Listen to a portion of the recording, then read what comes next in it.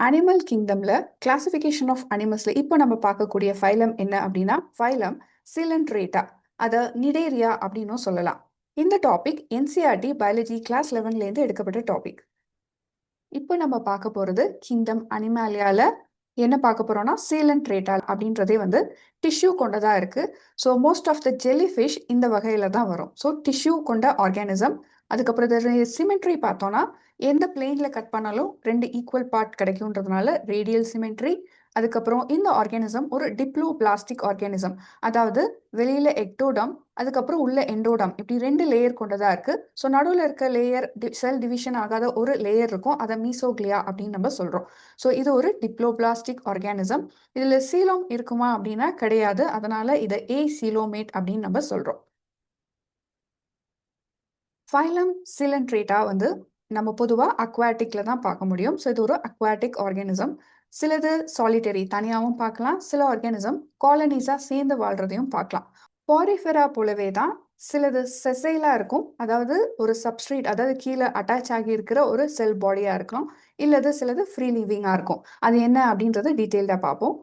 So sessile அப்படின்னும் போது இந்த பாலிப்ஸ் எல்லாம் வந்து இந்த செசைலில் வரும், அதாவது கீழே ஒரு அட்டாச் ஆகி சப்ஸ்ட்ரேட்டோட அட்டாச் ஆகி இருக்கக்கூடியது.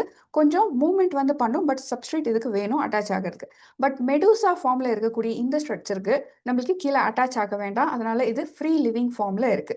இப்போ பாலிப் சில வகையான ஸ்பீஷிஸில் பாலிப் மட்டுமே என்னுடைய லைஃப் சைக்கிள் முடியறத பார்க்க முடியும்.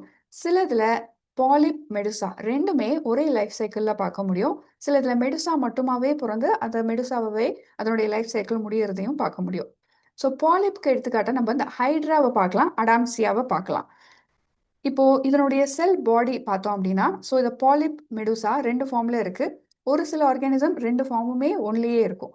ஸோ அதனுடைய இந்த லார்வா ஸ்டேஜுக்கு அப்புறம் வரக்கூடிய இந்த செக்ஷுவல் சைக்கிளில் இதை பார்க்கலாம்.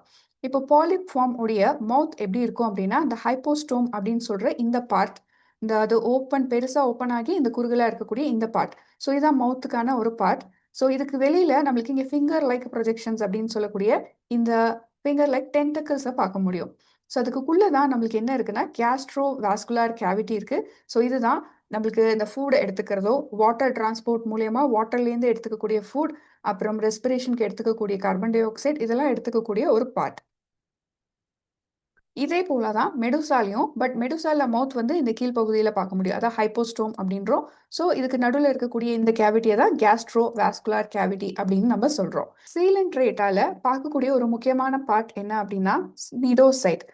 இந்த நீடோசைட் எப்படி இருக்கும்னா ஒரு ஸ்டிங்கிங் செல்ஸ் அப்படின்னு சொல்லலாம். இந்த ஸ்டிங்கிங் செல்ஸ் எதுக்கெல்லாம் உதவியா இருக்கும்? ஸோ இது ஒரு ஃபுட்டை கேப்சர் பண்ணுறதுக்கோ, இல்லை அதனுக்கு காப்பாற்றிக்கிறதுக்காக ஒரு டிஃபென்ஸ் மெக்கானிசம் போன்றதாகவோ, ஸோ பாய்சன் வந்து ரிலீஸ் பண்ணக்கூடியதாகவும், அதுக்கப்புறம் ப்ரீவை பிடிச்சு சாப்பிடக்கூடிய ஒரு பார்ட்டாக இருக்குது. இதுதான் இந்த ஸ்டிங்கிங் செல். ஸோ இதில் ஸ்பெஷலான ஒரு பார்ட் என்ன அப்படின்னா நெமட்டோசிஸ்ட் அப்படின்னு நம்ம சொல்லலாம் இந்த ஸ்டிங்கிங் செல்ஸ்குள்ள. ஸோ இது நியூக்ளியஸ் அப்படின்னு நம்ம சொல்லலாம்.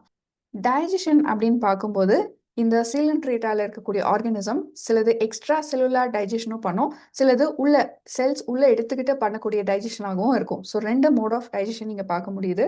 இதனுடைய செல் பாடி எப்படி இருக்கும் அப்படின்னா, பொதுவாக இந்த பாலிப்ன்ற இந்த பாடி எதனால ஆகப்பட்டதுன்னா கோரல் ஸ்கெலிட்டனால ஆகப்பட்டது. ஸோ நம்ம இது டெட் ஆனதுக்கு அப்புறம் அதை சொல்லக்கூடிய கோரல்ஸ், இதுதான் இந்த கோரல் ஸ்கெலிட்டன்ஸ் கொண்டது, அதாவது கால்சியம் கார்பனேட்டால ஆகப்பட்டது.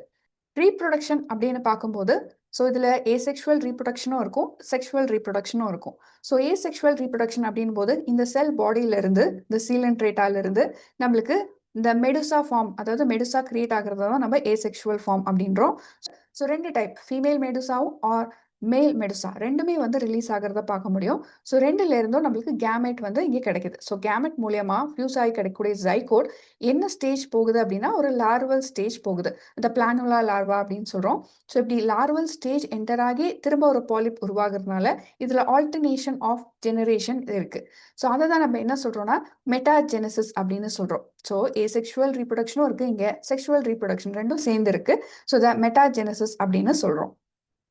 ஸோ இந்த லைஃப் சைக்கிள் ஒபீலியால நம்மளால பார்க்க முடியுது. ஒபீலியாவை தவிர வேற எக்ஸாம்பிள்ஸ் என்ன அப்படின்னா இந்த ஃபைசாலியா, இதை போர்ச்சுகீஸ் மேன் ஆஃப் வார் அப்படின்னு சொல்றாங்க. அடுத்தது அடாம்சியா, இது சி அனிமோன் அப்படின்னு சொல்றோம். இங்க பார்க்கக்கூடிய இந்த பாலிப் ஸ்ட்ரக்சர்ல இருக்கக்கூடியதான் இந்த சி அனிமோன். இன்னொரு எக்ஸாம்பிள் என்ன அப்படின்னா பென்யாட்டுலா, இது சி பென் அப்படின்னு சொல்றோம், பார்க்கறதுக்கு சி பென் போல இருக்கறனால.